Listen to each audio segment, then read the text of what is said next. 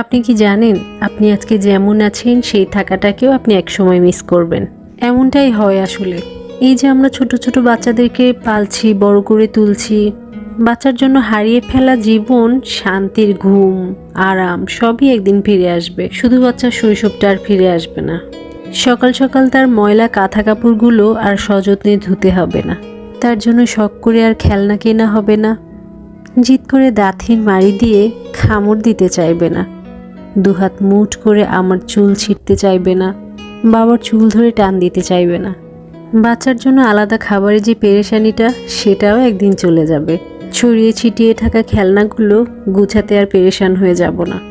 নতুন খেলনা দেখলে তার বাবা আর কিনবে না।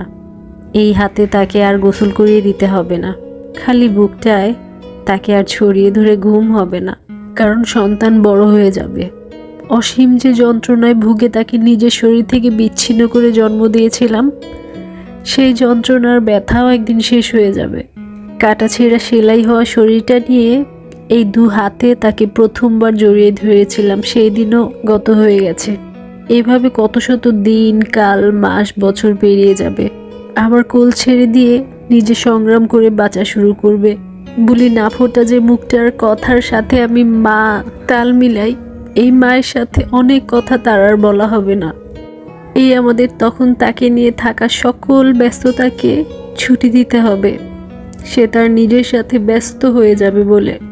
যে শৈশব তার স্মৃতিতে থাকবে না, তার সেই শৈশব আমাদের স্মৃতি জুড়ে থাকবে।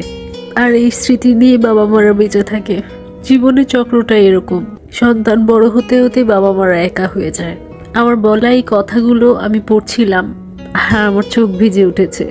আমি চাই আমার সন্তান সারা জীবন আমার সাথে থাকবে, আষ্টে পৃষ্ঠে আমার সাথে লেগে থাকবে, আর কিছু না। নিজের জীবনের সাথে আমার কথাগুলো কল্পনা করুন তো, দেখবেন এক অদ্ভুত রকম বিষণ্ণতা আপনাকে ছেয়ে গেছে।